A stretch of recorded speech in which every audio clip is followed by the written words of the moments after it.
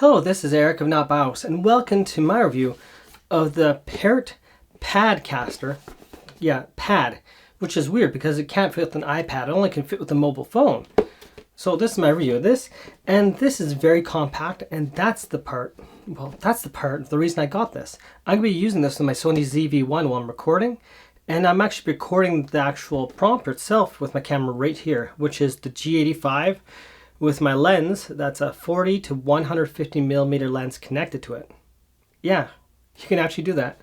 My Sony ZV-1 does not come with a filter thread, and yes, it can connect to my Sony ZV-1, but not out of the package without actually getting a filter thread that connects to that lens. So you have lots of versatility if you're willing to get a filter thread to attach your camera if it doesn't have it. Most professional cameras and interchangeable lenses, as long as you get fit filters, UV filter, ND filter, a lens hood generally, you can actually fit this. And of course the nice part is you don't want to be fabric covering to actually block the light. It's just a simple, small, compact design. So let's continue on. Let's get started.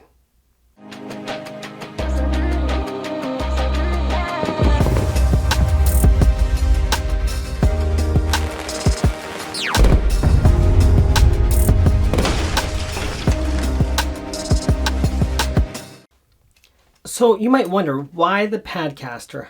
Well, if you're looking for a value option, something not going to spend an arm and a leg on that's actually good quality, well, it works. This fits the bill for me. Has a bag to cover all your filter threads here that are included, several of them. I'll go through that in a moment. And of course, this allows you to connect different lens sizes. All made of metal, all durable. And in fact, this is probably the most durable and actual, well, the most expensive for them to actually make part of this entire unit. This itself, thin plastic, thin sheet of glass. I don't know if the glass is a 3070. And on the box I see it's a ultra compact smartphone teleprompter, measuring approximately 4 by 4.5, weighs 0.4 pounds. And of course, one thing that's important, it is a 3070. What's the point of this 3070 rating? 3070 is considered, well, industry standard for a quality teleprompter glass. Of course, that means it's how much reflection versus how much you can see through the glass itself and not actually causing a darker image. So 3070 is considered industry standard, the best overall for brightness versus reflection. So the Padcaster also comes with a lens cleaning cloth and a lens cleaning pen of some sort. So the cleaning cloth itself is actually quite large, larger than I expected, especially for something so small itself, because we're talking about a full-size cloth for a small little teleprompter. Who would have guessed? And now inside the bag itself, you also have its little lens cleaning pen of sorts. I haven't opened this yet, so this is a first for me.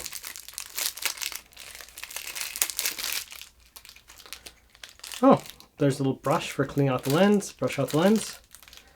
And in here, we have your little spongy thing. And so we can see that closer up. Huh. Not too bad. Not too bad at all. So you can wipe off your dust on one side and clean your lens with the other side. Now, of course, when actually using a teleprompter, you want to be level with your words so you can actually see things properly. And in fact, you're going to see it slightly off because the camera was a slight angle to me.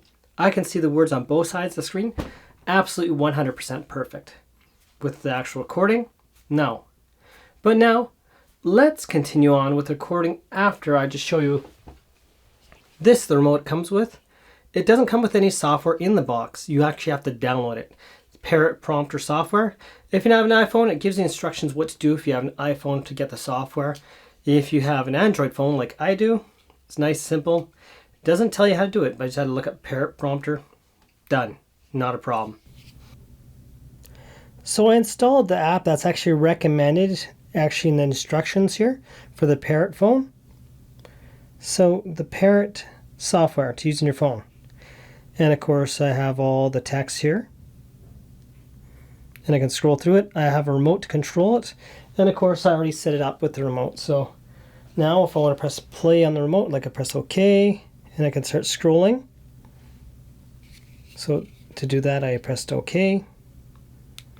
Press again, I pause it. Press again, I play. I can also play it faster using the little arrows up here. Oh, it's with this one. Okay, you can see it.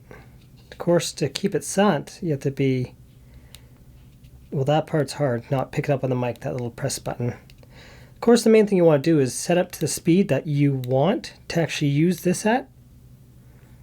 And of course, once you set up your speed, you can just simply not rush your talking and just talk at a steady pace.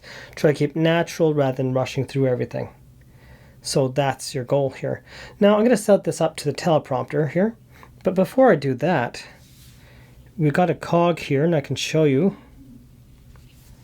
their settings. So the software settings that are free with this actual prompter you can download. You can set your text size.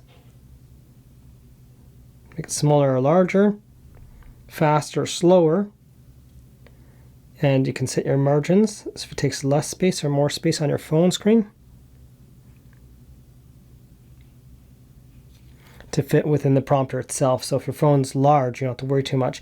I use mirrored mode because I can't seem to get it facing a proper direction where I can see it properly. So there was dealing with that.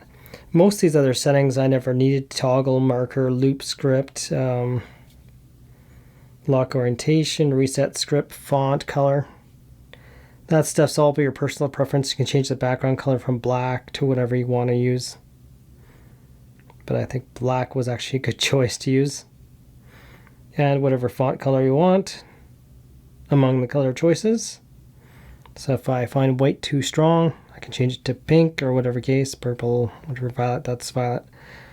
I can change my text to orange, you know. Whatever works for you, and I'm just going to keep it as white.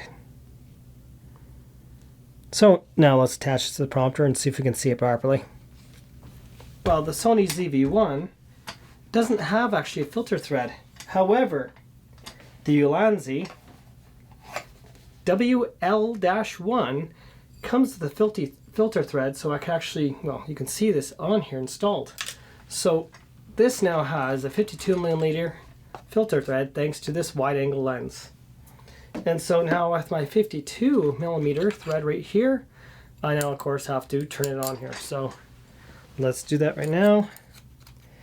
And the one thing for attaching this, it actually attaches very tightly, very tightly to this device here. And of course I'm just going to detach this for now. So it could actually end up being easier to spin this on with the filter thread on here, because when you put this on here, you have to use a lot of force. So you heard that snap. That, for something like this that's actually stuck on, actually makes the idea of spinning this on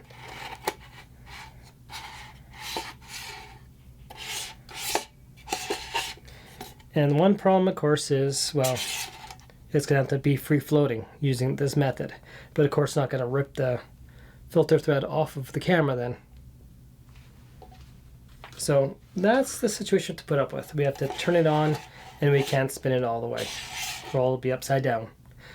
But that is actually fine, and thanks to the camera having the phone underneath here having most of the weight, we're going to actually solve the problem of this thing flipping around.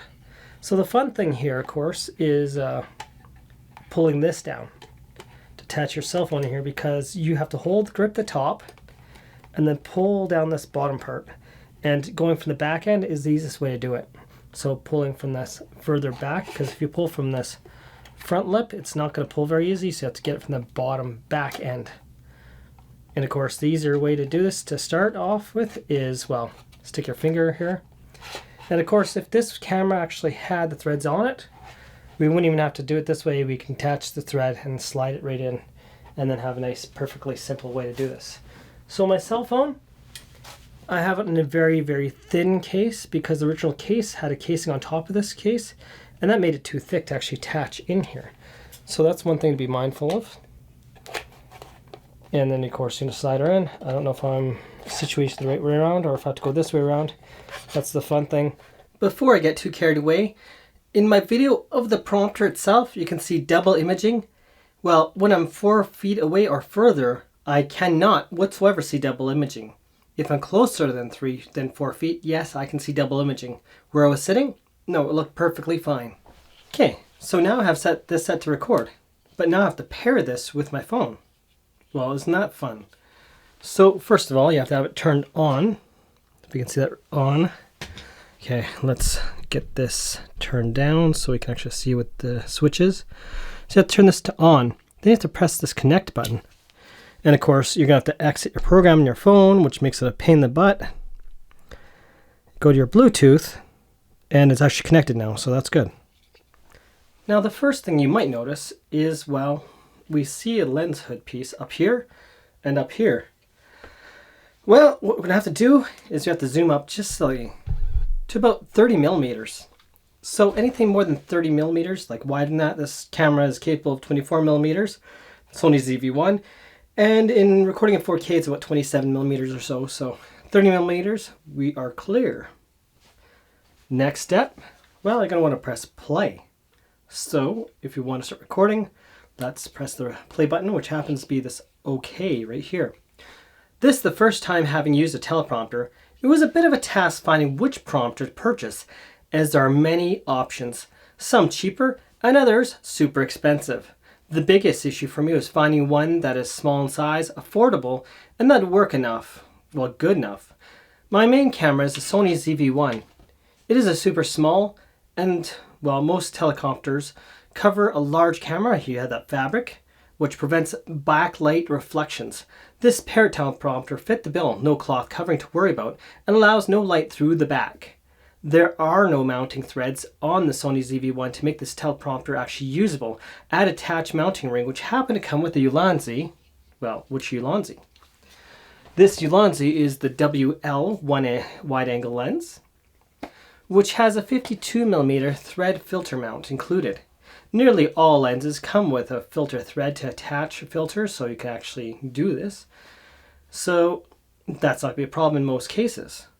And you might wonder, well, yes, most lenses, including this lens right here recording this camera, have a filter thread. So the main thing is, of course, finding which one works, which I believe this one's a 72mm.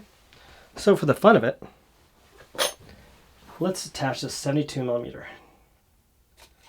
So I got to take this lens hood off and then screw in this right here.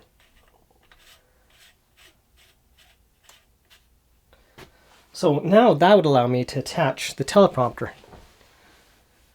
So now with this inserted, I can now attach the teleprompter. Sadly, my Sony ZV-1 likes to go dark when I'm not in the scene, which is just strange to me, but anyways. This filter thread will now allow me to connect that teleprompter to this camera. Now, to install the prompter, but you might wonder first of all, yes, the prompter rings have a bag right here to actually store the rings itself. Just so we know that, there's a bag to store the rings. It's very tight to fit them all in. But the prompter itself, the ring is installed right here, 72mm. It's a matter of just simply sliding on like so. Oops, and you gotta make sure it's all the way in. You'll hear a snap. And it's nice and tight, snug on the camera itself. So that's pretty simple. And on a camera where the lens thing's attached, you got your room here. And you might wonder about how much room you have. You have about 1 centimeter clearance here between to put your phone. And of course, larger cases may not fit. Just keep that in mind. And it cannot fit a tablet properly because you go beyond the bounds of the screen itself. So once you find the right filter size you need, which in my camera lens it shows 72, so it makes it really simple saying the 72 diameter on here. I just had to find a 72 size. Quite darn simple with a regular camera lens. Now, the prompter itself comes with many sizes of mounting rings, which are all made of metal. Now the one cool thing is I can scroll up and down using the arrows here. So if I were to lose where I am, I can actually correct that quite easy using an up and down arrow. The many size mounting rings the teleprompter comes with is made of metal. So it's likely the most durable aspect of this entire unit because it's pretty much the only thing made of metal. Everything else is made of, well, thin plastic to make the package affordable. The unit itself is lightweight, thin plastic, well, just as I said. The remote appears to be a simple bubble button design. Including is a KTS lithium-ion battery, a CR2032, which is included in the remote itself. There's going to be a plastic tab actually you have to pull, but once that's done, battery's done. Finding the proper screen orientation in order to read the script was a little bit of a task, at first that is. I ended up setting up the software to mirrored mode for reading off the prompter, otherwise words would work backwards, would show backwards, just like a mirrored reflection. So that part you want to correct so you can actually read off your teleprompter, otherwise you're going to have that fun thing. So right now we see the words correct because I put in mirror mode. The software used is called Parrot Prompter. It allows adjustments to the margins of the text, not test, via slider, as well as allowing adjustments of the text displayed on screen, so it can change colors and such. Connecting the remote to my cell phone was fairly straightforward. Connecting and reconnecting the remote can be a bit of a pain. And of course, connecting it, we have to press the connect button on the remote, which, well, it's not as simple as turn on and it's done. Inserting the phone into the spring-loaded slot can be a bit of a task. It is very difficult to open the spring-load design due to having to push down in the center point and back. Otherwise, open the spring-load design was a real pain if you did not get all the way to the rear. Or if you go one side or the other, it has to be through the center. Once the phone was finally inserted and the software set up and the script, well, once done, everything for the most part is straightforward. And of course, you'll want to learn the remote so you know how to pause, rewind, fast forward. That, of course, is on the instructions, but most of what you're going to need is right here. And this is going to be your return. Let's see if we can see that. It might be a little too much saturation. So return button. And of course your speed, sorry, forward, let's see, I think one's your speed yet. So these are going to be your speed. Slow down, speed up. Anyways, when powering on the camera, one minor issue became apparent. The view was too wide and the prompter hood could be seen, requiring a slight zoom in to correct. It seems that about, actually not 28mm, it's a 30mm wide lens is required not to show the hood of the prompter, which I actually tested when not actually recording. Luckily, recording in 4K crops the image to about, well, actually 27mm focal range. When viewing at a distance of 3 feet away or less, some double imaging can be seen, but is resolved at further distances. 4 feet away, which I'm at right now, looks to be about the sweet spot. The best part of using a prompter myself is being distracted by the LCD display on the camera just to the right down here. Now, I can be distracted by the display that is covering the lens. The beautiful aspect of a good prompter is quality of glass blocks very little light and cannot be seen on the recorded image. However, at, well, the lens hood could be seen if anything less than 30mm. So you might wonder, would I recommend the Parrot Prompter? Well, yeah, sure. If you want to script, but you'll have to take the time. It actually is more work. So it's a matter of, will I use it all the time? Definitely not. Too much work for no reason. And of course, I'd be delaying how long it takes to do everything throughout my entire video. Let's say I'm doing a history of something. Then it would make absolute sense when I actually have to like know each line one after another. But for just general speaking like I'm now, it may not be what you want to use. Also, the thing about a teleprompter, it kind of ruins how natural you look. If you notice, I'm sitting like this almost the entire time reading, rather than these moving my hands like I am right now. Because you have different things to focus on and trying to be natural and being yourself. That is one of the most difficult parts of having a teleprompter. The nice part about it, of course, well, you're looking at the lens rather than drifting off. Look at the side screen like I am right now. Well, if you got words there, that's your focus. And of course, sometimes you want to change the wording a bit because it's not natural to you. Sometimes writing versus reading. In my case, I don't write the same way as I read. So for final conclusion, the good, well, it works with the cell phone. It's compact. You don't need anything over top this prompter block backlighting. It's a very simple, compact, small design. And of course, the cost is right, being quite cheaper than actually many that have more expensive teleprompters. If you're actually at a very far distance, well, you might want a bigger screen. But of course, at 4 feet away, you're fine. Even probably 6 feet away. But if you're, say, about 10 feet plus away, you may want to get something bigger. Because this screen, being about only 4 inches by 4 inches, it is rather small. So, would I get it again?